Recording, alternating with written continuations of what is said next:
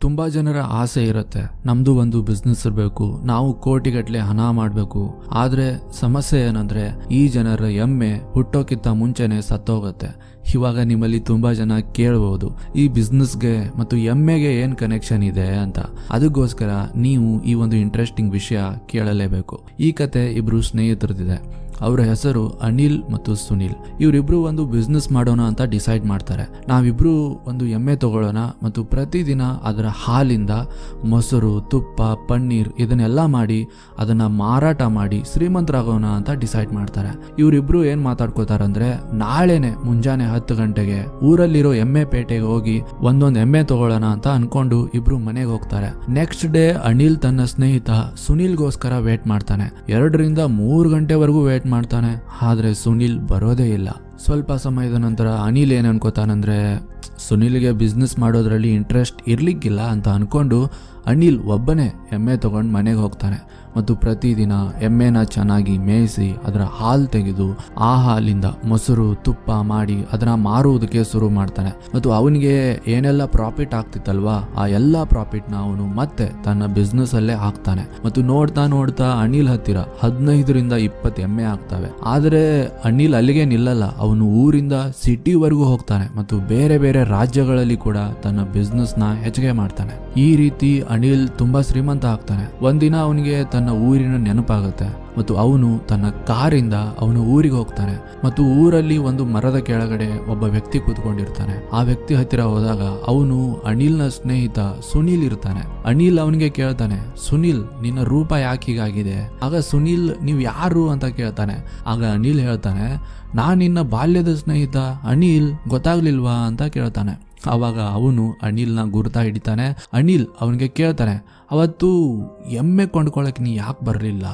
ಆಗ ಸುನೀಲ್ ಏನ್ ಹೇಳ್ತಾನಂದ್ರೆ, ಅವತ್ತು ಸಂಜೆ ಮನೆಗೆ ಹೋದಾಗ ನನ್ನ ಹೆಂಡತಿಗೆ ನಮ್ಮ ಬಿಸ್ನೆಸ್ ಬಗ್ಗೆ ಹೇಳಿದೆ. ಅವಾಗ ನನ್ನ ಹೆಂಡತಿ ಏನ್ ಹೇಳಿದ್ಲು ಅಂದ್ರೆ, ಒಂದ್ ವೇಳೆ ಎಮ್ಮೆ ತಗೊಂಡ್ಮೇಲೆ ಆ ಎಮ್ಮೆಗೆ ಜ್ವರ ಬಂದ್ರೆ, ಆ ಎಮ್ಮೆ ಸತ್ತೋದ್ರೆ ನಿಮ್ಮ ಹಣ ಎಲ್ಲ ವೇಸ್ಟ್ ಆಗಲ್ವಾ ಅಂತ ಹೇಳಿದ್ಲು. ಇದನ್ನೆಲ್ಲ ಕೇಳಿ ನನಗೆ ಎಮ್ಮೆ ತಗೊಳ್ಳೋದ್ರಲ್ಲಿ ಇಂಟ್ರೆಸ್ಟ್ ಬರಲಿಲ್ಲ ಅಂತ ಹೇಳ್ತಾನೆ. ಇದನ್ನೆಲ್ಲ ಕೇಳಿ ಅನಿಲ್ ನಗೋದಕ್ಕೆ ಶುರು ಮಾಡ್ತಾನೆ ಮತ್ತು ಹೇಳ್ತಾನೆ, ಲೇ ದೋಸ್ತ, ನೀನು ಎಮ್ಮೆ ಅಂತೂ ಹುಟ್ಟೋಕ್ಕಿಂತ ಮುಂಚೆನೆ ಸತ್ತೋಯ್ತಲ್ವೋ ಅಂತ. ಸ್ನೇಹಿತರೆ, ತುಂಬಾ ಜನರ ಜೊತೆ ಇದೇ ತರ ಆಗುತ್ತೆ. ಅವರು ಬಿಸ್ನೆಸ್ ಮಾಡಬೇಕು ಅಂತ ಡಿಸೈಡ್ ಮಾಡ್ತಾರೆ, ಆದ್ರೆ ಅವರ ಮನಸ್ಸಲ್ಲಿ ಎಷ್ಟು ನೆಗೆಟಿವಿಟಿ ಬರುತ್ತಂದ್ರೆ ಅವರು ಯಾವತ್ತೂ ಬಿಸ್ನೆಸ್ ಸ್ಟಾರ್ಟೇ ಮಾಡಲ್ಲ. ನಮ್ಮ ಭಾರತ ದೇಶದಲ್ಲಿ 93% ಜನ ಎಂಥವ್ರು ಇದಾರಂದ್ರೆ, ಅವ್ರಿಗೆ ಬಿಸ್ನೆಸ್ ಮಾಡುವ ಇಚ್ಛೆ ಇದೆ, ಕೋಟಿ ಕೋಟಿ ಹಣ ಮಾಡುವ ಇಚ್ಛೆ ಇದೆ.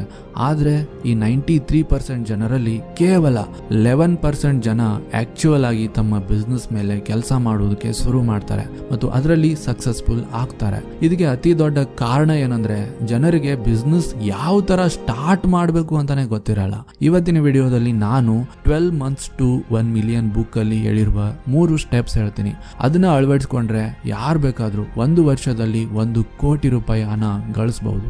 ಈ ಬುಕ್ ಅಲ್ಲಿ ಆಥರ್ 12 ತಿಂಗಳಲ್ಲಿ 1 ಕೋಟಿ ಹಣ ಮಾಡುವುದಕ್ಕೆ ಸ್ಟೆಪ್ ಬೈ ಸ್ಟೆಪ್ ಹೇಳಿದ್ದಾರೆ ಮತ್ತು ಅವರು ಈ 3 ಸ್ಟೆಪ್ಸ್ ನ 3 ಪಾರ್ಟ್ಸ್ ಗಳಲ್ಲಿ ಡಿವೈಡ್ ಮಾಡಿದ್ದಾರೆ.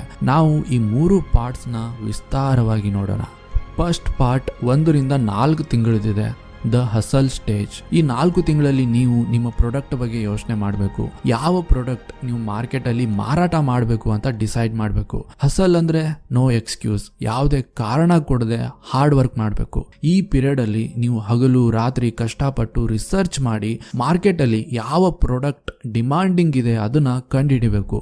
ಫ್ಲಿಪ್ಕಾರ್ಟ್, ಮೀಶೋ, ಸ್ವಿಗ್ಗಿ, ನೈಕಾ ಇಂಥ ಅನೇಕ ಬಿಸ್ನೆಸ್ ಐಡಿಯಾಸ್ಗಳು ತುಂಬಾನೇ ಸಿಂಪಲ್ ಅನ್ಸುತ್ತೆ. ಆದ್ರೆ ಯಾರು ಆ ಐಡಿಯಾಸ್ಗಳನ್ನ ಮುಂದೆ ತಗೊಂಡ್ ಬಂದಿದ್ರು ಅವರು ಖಂಡಿತ ತುಂಬಾ ಕಷ್ಟಪಟ್ಟು ರಿಸರ್ಚ್ ಮಾಡಿದ್ರು.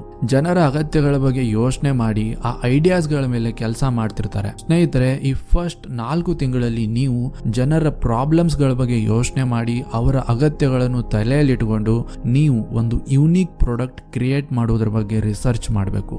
ಇನ್ನ ನಾವು ಸೆಕೆಂಡ್ ಪಾರ್ಟ್ ಬಗ್ಗೆ ನೋಡೋಣ, ದ ಗ್ರೋತ್ ಸ್ಟೇಜ್. ಸ್ನೇಹಿತರೆ, ಗ್ರೋತ್ ಸ್ಟೇಜ್ 5ನೇ ತಿಂಗಳಿಂದ 9ನೇ ತಿಂಗಳಿನವರೆಗೂ ಇರುತ್ತೆ. ಈ ಟೈಮಲ್ಲಿ ನಾವು ನಮ್ಮ ಬಿಸ್ನೆಸ್ ನ ಇನ್ನೂ ಹೇಗೆ ಬೆಳೆಸಬೇಕು ಅಂತ ನೋಡ್ಬೇಕು. ಎಷ್ಟು ಫಂಡಿಂಗ್ ಬೇಕು, ಒಂದು ದಿವಸಕ್ಕೆ ಎಷ್ಟು ಪ್ರಾಡಕ್ಟ್ ಮಾರಬೇಕು.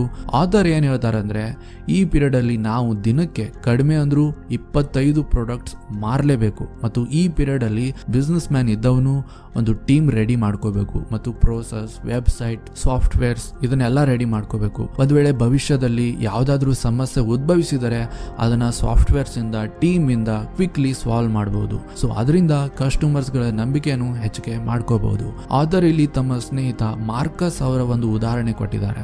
ಮಾರ್ಕಸ್ ತುಂಬಾ ಹಾರ್ಡ್ ವರ್ಕಿಂಗ್ ಇರ್ತಾನೆ. ಅವನು ಅನೇಕ ಬಿಸ್ನೆಸ್ ಸ್ಟಾರ್ಟ್ ಮಾಡಿರ್ತಾನೆ. ಆದ್ರೆ ಯಾವಾಗ ಅವನು ತನ್ನ ಫಸ್ಟ್ ಬಿಸ್ನೆಸ್ ಸ್ಟಾರ್ಟ್ ಮಾಡಿದ್ದ ಅವಾಗ ಆ ಬಿಸ್ನೆಸ್ ಫೇಲ್ ಆಗಿತ್ತು. ಯಾಕಂದ್ರೆ ಅವಾಗ ಅವನಿಗೆ ಬಿಸ್ನೆಸ್ ಬಗ್ಗೆ ಯಾವುದೇ ನಾಲೆಜೇ ಇರಲಿಲ್ಲ.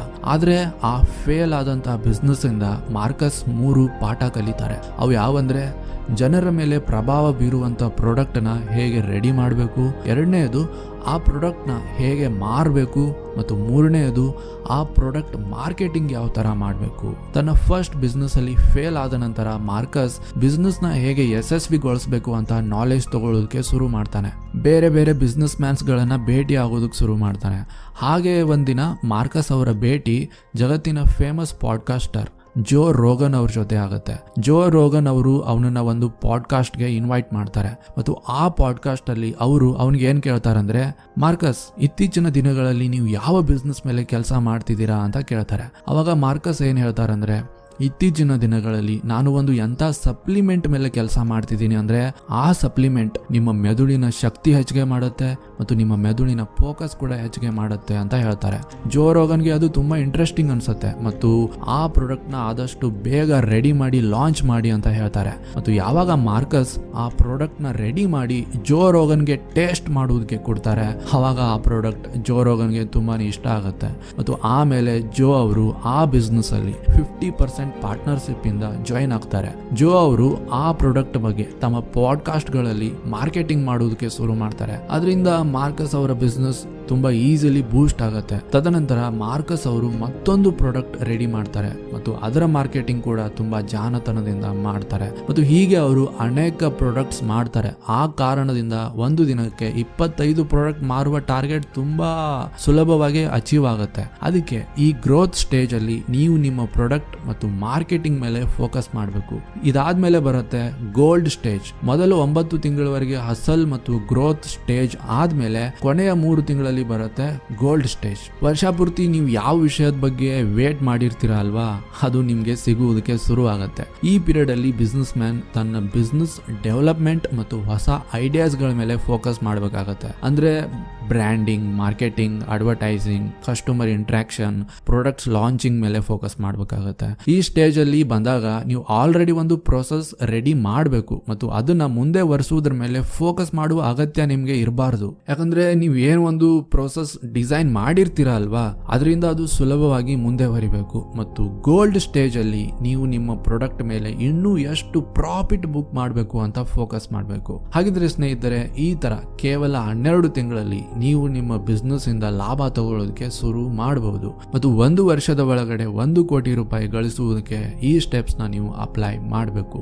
ಇದು ಇಷ್ಟು ಸುಲಭ ಇದ್ದಿದ್ರೆ ಎಲ್ಲರೂ ಮಾಡ್ತಿದ್ರು. ಅದಕ್ಕೆ ಟಾಪ್ 1% ಅಲ್ಲಿ ಬರುವುದಕ್ಕೆ ಟಾಪ್ 1% ಜನ ಏನ್ ಮಾಡ್ತಿದ್ದಾರೆ ಅದನ್ನೇ ನೀವು ಮಾಡಬೇಕಾಗತ್ತೆ. ಹಾಗಿದ್ರೆ ಸ್ನೇಹಿತರೆ, ಈ ವಿಡಿಯೋದಿಂದ ನಿಮ್ಗೆ ಖಂಡಿತ ಸಹಾಯ ಆಗತ್ತೆ ಅಂತ ಅನ್ಕೋತೀನಿ. ಮತ್ತು ನಿಮಗೆ ನಾಲೆಜಬಲ್ ರೀಲ್ಸ್ ನೋಡುವುದಕ್ಕೆ ಇಷ್ಟ ಇದ್ರೆ ನಮ್ಮ ಯು ಕನ್ನಡ ಪೇಜ್ ಖಂಡಿತ ಫಾಲೋ ಮಾಡ್ಕೊಳ್ಳಿ. And finally, thanks for watching.